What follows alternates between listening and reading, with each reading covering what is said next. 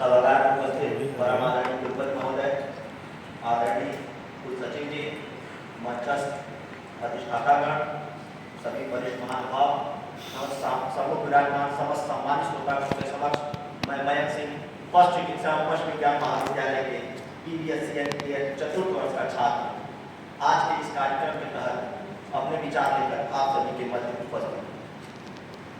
आज इस सभागार में 29 महामानव की जयंती मनाने के लिए एकत्रित हुए। आज से 132 वर्ष पूर्व 14 अप्रैल 1891 मध्य भारत, जो कि आज मध्य प्रदेश के इंदौर शहर के निकट महू स्थित ब्रिटिश सैन्य छावनी में रामजी माधोजी सकपाल तथा माता भीमाबाई के घर एक बालक का जन्म हुआ। उस बालक अपने माता पिता की 14वीं संतान था। उनके घर में कोई विशेष उत्सव का माहौल नहीं, कि आज उस महामानव के महाप्रयाण के कितने वर्षों बाद पूरा भारत तथा पूरी दुनिया में फैले हुए समस्त अम्बेडकर उनकी जयंती को एक उत्सव के रूप में मना रहे हैं। तो ये उस बालक भीमाराव बोधिसत्व भारत रत्न संविधान निर्माता बाबा साहब डॉक्टर भीमराव अम्बेडकर बनने की यात्रा में जो संघर्ष है, उस संघर्ष की दास्तान है। बाबा साहब अम्बेडकर का जन्म मूलतः एक मराठी महाजाति के परिवार में हुआ। महाजाति में अस्पृश्यता यानी अनटचेबिलिटी का शिकार, किंतु अपनी जाति के कारण बालक भीमराव को तमाम सामाजिक प्रतिरोधों का सामना करना पड़ता था। उनके पिता ने इस बात से परेशान होकर उनका दाखिला सातारा के एक गवर्नमेंट हाई स्कूल में करा दिया तथा उनका नाम भीमराव रामजी अम्बेडकर रखवाया। महाराष्ट्र के कोंकण इलाके में, जो मूलतः उनका रत्नागिरी उनका पैतृक जनपद था, रत्नागिरी में कोंकण के इलाके में उन दिनों यह चलन था कि अपने गांव के नाम पे लोग अपना उपनाम रखते थे। तो उनका नाम भीमराव रामजी अम्बेडकर रखवा दिया गया। डॉक्टर अम्बेडकर के विषय में लोगों के मन में एक सामान्य समझ है कि डॉक्टर अम्बेडकर का संपूर्ण जीवन तथा उनकी कार्य प्रणाली दलित विमर्श के इर्द गिर्द केंद्रित थी तथा उस दलित विमर्श के केंद्र में सवर्णों का विरोध एक अंग। परंतु शायद बहुत कम लोग इस बात से अभिज्ञ होंगे कि डॉक्टर अम्बेडकर का जो उपनाम था, उनके एक बेहद प्रिय शिक्षक जो डॉक्टर अम्बेडकर से बेहद स्नेह रखते थे, एक ब्राह्मण शिक्षक केशव कृष्ण अम्बेडकर ने अपने नाम पर उनका नाम डॉक्टर अम्बेडकर रखा, जो मूलतः महाराष्ट्र के पावन ब्राह्मणों का उपनाम था। डॉक्टर अम्बेडकर सतारा गवर्नमेंट हाई स्कूल में शिक्षा के दौरान डॉक्टर अम्बेडकर 4वीं कक्षा में अंग्रेजी की परीक्षा में उत्तीर्ण हुए। उनके समाज से सामाजिक उत्सव के तथा उनके परिवार के एक मित्र व लेखक दादा केरुस्कर ने बुद्ध की जीवी नामक एक पुस्तक लिखी, जिनका उनके जीवन में बहुत ही गहरा प्रभाव है। डॉक्टर अम्बेडकर ने बाद में जब बौद्ध धर्म की दीक्षा ली है, कहीं न कहीं उस पुस्तक का प्रभाव।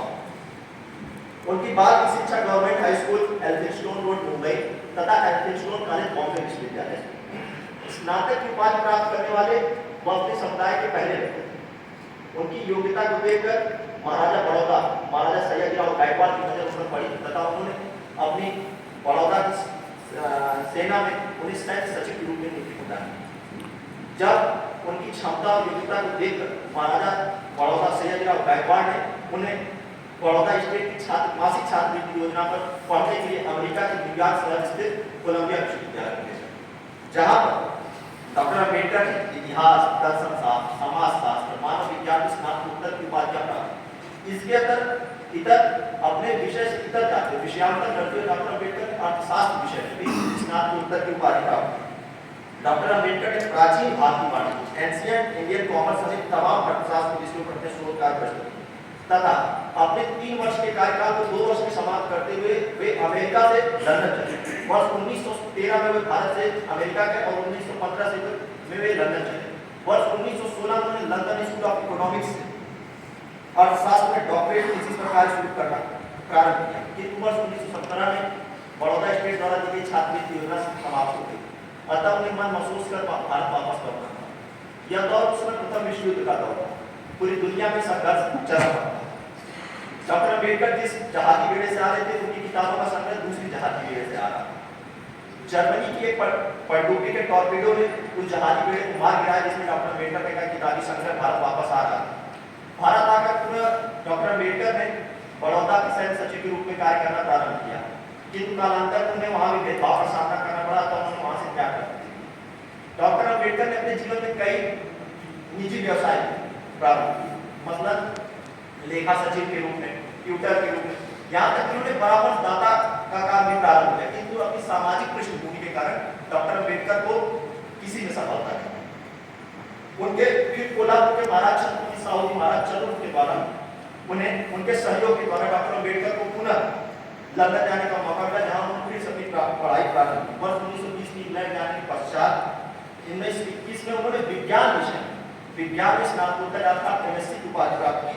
1922 में कैम्ब्रिज से बैरिस्टर इन लॉ की। वर्ष 1923 में अर्थशास्त्र में डॉक्टर इन साइंस बीएससी की उपाधि प्राप्त की। बाद में डॉक्टर अम्बेडकर जब बहुत लोकप्रिय हो गए तो उन्हें तमाम विश्वविद्यालयों जैसे उस्मानिया विश्वविद्यालय इत्यादि में मानद उपाधि प्राप्त की।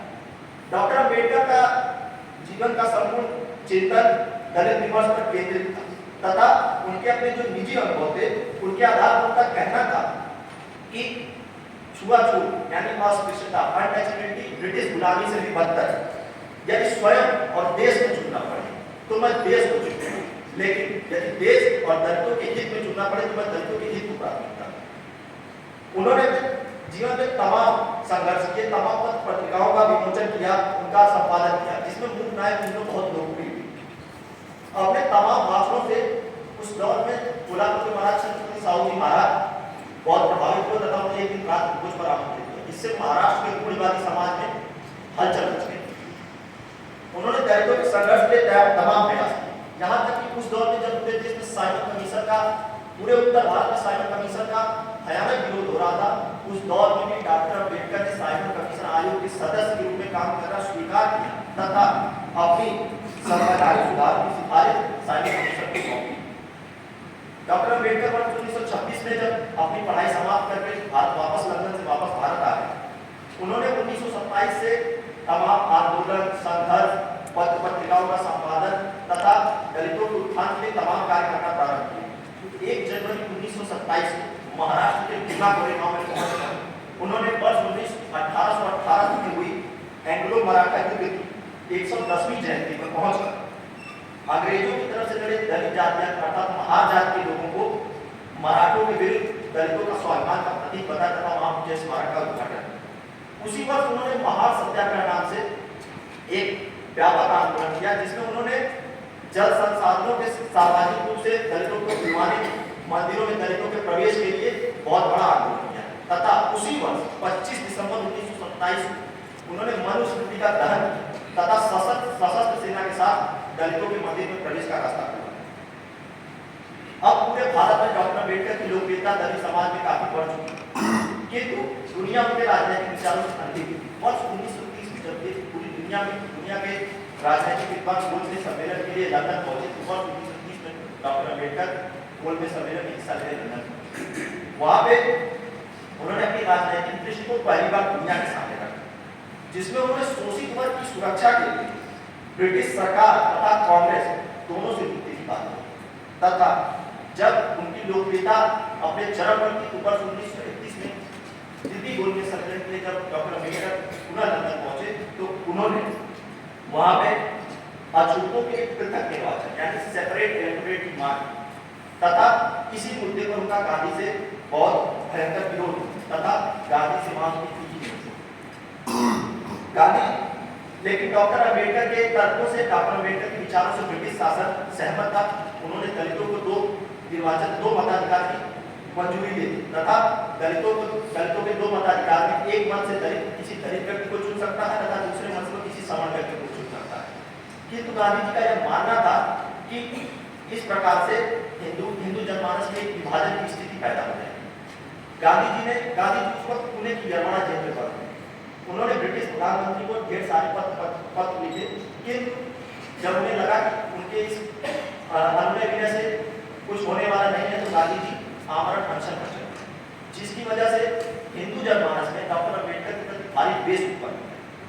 डॉक्टर अम्बेडकर को भारी दबाव के चलते 24 सितंबर 1932 की एक शाम को गांधी जी से मुझे पुणे की यरवाड़ा जेल जाना तथा उन्होंने गांधी जी से एक समझौता किया जो ऐतिहासिक पूना पैक्ट के नाम से जाना जाता है।